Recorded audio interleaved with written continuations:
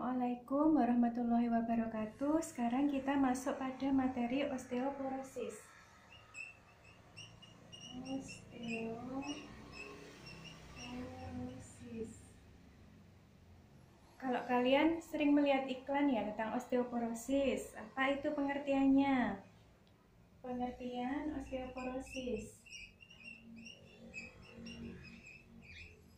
Osteoporosis penyakit dengan tanda utama berupa berkurangnya kepadatan massa tulang yang berakibat meningkatnya kerapuhan tulang dan meningkatnya resiko patah tulang.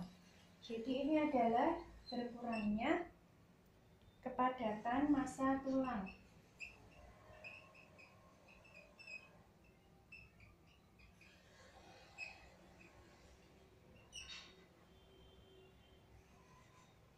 Kemudian penyebabnya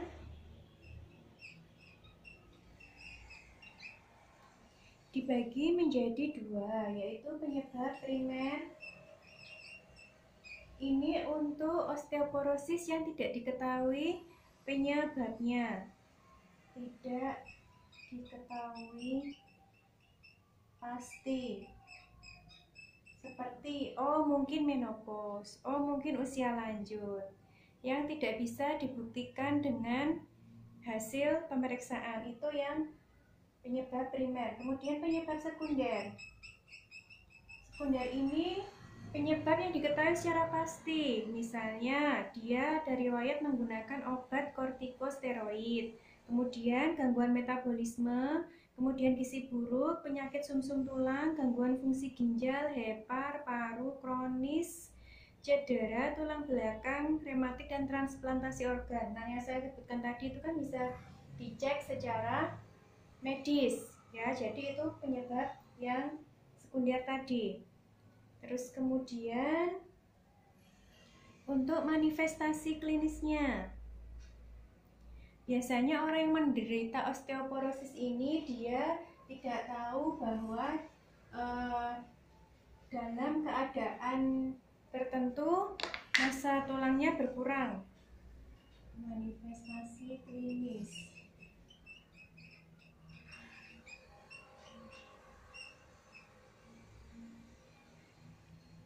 Tapi dia pasti akan mengalami gejala, yaitu nyeri terus-menerus. Nyeri, terutama di bagian persendian. Kemudian tubuhnya dia tiba-tiba memendek atau membungkuk. Terus gampang patah tulang. Gampang patah tulang. Kemudian ada juga kayak gejala menopause tadi ya, gejala menopause. Gejala menopause kayak apa tadi penyebab yang primer? Kayak panas, banyak keringat, keputihan, susah tidur. Terus kemudian ada juga yang malah pasca menopause, seperti mudah pelupa pasca menopause.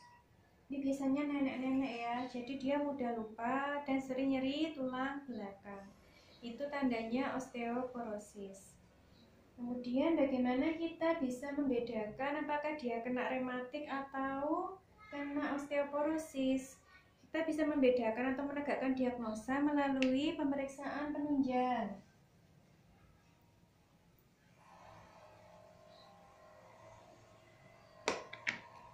Pemeriksaan penunjang.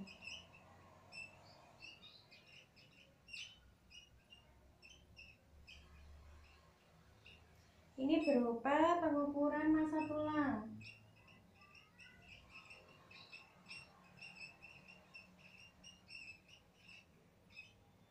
Kemudian radiologi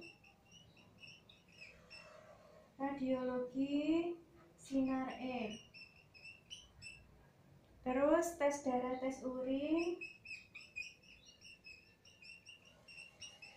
dan screening osteoporosis.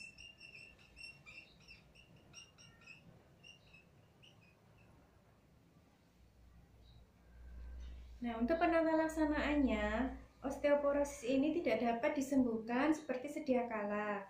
Namun, Ada beberapa prinsip yang sering digunakan untuk mengobati atau memperbaiki kondisi osteoporosis. Ini sudah ya tadi, sekarang masuk ke penata laksanaan.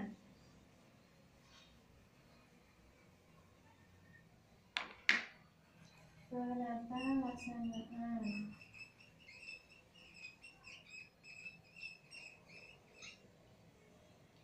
Penata laksanaan yaitu upaya untuk meningkatkan pembentukan tulang. Meningkatkan pembentukan tulang. Kemudian menghambat resorpsi tulang. Menghambat resorpsi tulang. Jenis obat yang dapat menghambat resorpsi tulang adalah kalsium, kalsitonin, estrogen, dan difosfonat. Nah, pada osteoporosis yang telah mengalami patah tulang panggul biasanya diatasi dengan pembedahan. Yang panggul ya, bagian panggul pembedahan. Untuk pergelangan tangan biasanya digips. Jika tulangnya itu menipis dan disertai dengan nyeri yang hebat, maka dia dikasih pereda nyeri atau bisa dilakukan kompres. Nah, osteoporosis ini dia bisa dilakukan berbagai macam pencegahan.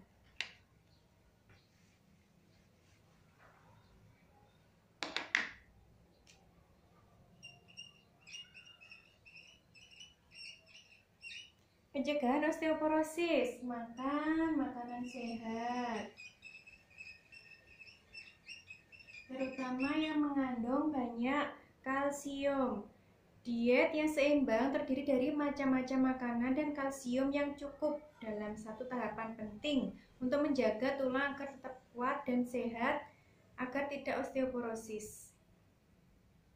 Kadar kalsium dalam makanan yang direkomendasikan ada berapa? Untuk usia normal, untuk rentang usia normal, normalnya 1000 mg per hari. Ini untuk kalsiumnya. Ini untuk orang-orang normal seperti kita. Kalau untuk orang tua, anak, dia membutuhkan 1300 mg per hari. Jadi untuk anak-anak dan orang tua dia membutuhkan kalsium yang lebih banyak daripada dewasa normal. Kemudian vitamin D.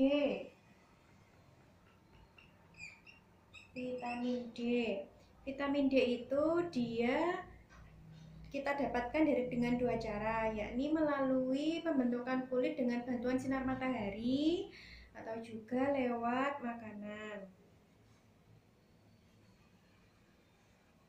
Kalau ingin mendapatkan vitamin D dari manfaat sinar matahari, maka berjemur paling enggak 6-8 menit tiap hari. Terus makanan apa aja yang mengandung vitamin D? Biasanya salmon, hati, telur, susu rendah lemak, mentega. Kebutuhan vitamin D ini paling enggak adalah 800 IU per hari. Ini. Terus kemudian ada juga olahraga. Kenapa olahraga itu bisa mencegah terjadi osteoporosis? Ini pencegahan pertama, ini pencegahan kedua. Sekarang ke pencegahan yang ketiga, yaitu dengan olahraga.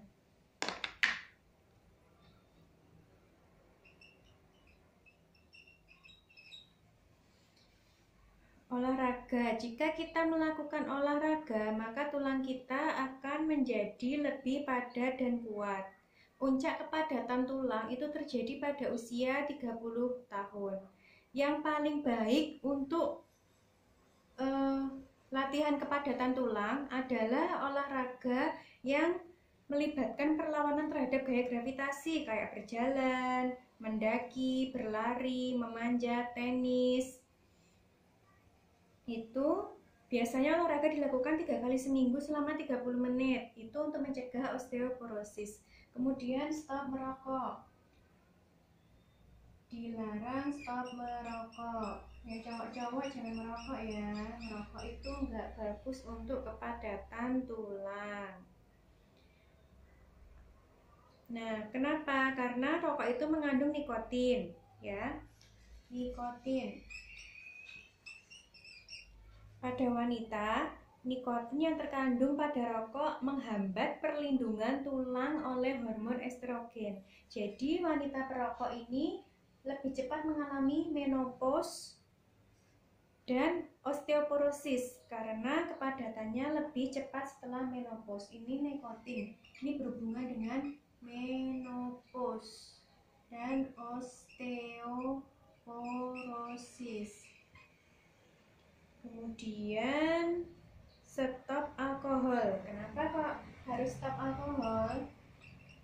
Karena alkohol ini dia meningkatkan resiko kita untuk jatuh. Nutris dia juga nggak bergizi, jadi minum alkohol itu sia-sia bagi tubuh. Dan karena mabuk sering jatuh, maka tulangnya sering terbentur dan itu mengakibatkan kepadatan tulang akan memburuk. Nah, seperti itu. Untuk diagnosa keperawatannya seperti kemarin-kemarin ada nyeri, terus kemudian gangguan imobilisasi, seperti itu. Nah, sudah untuk materi osteoporosis. Kalau ada pertanyaan, silakan dijapri. Wassalamualaikum warahmatullahi wabarakatuh.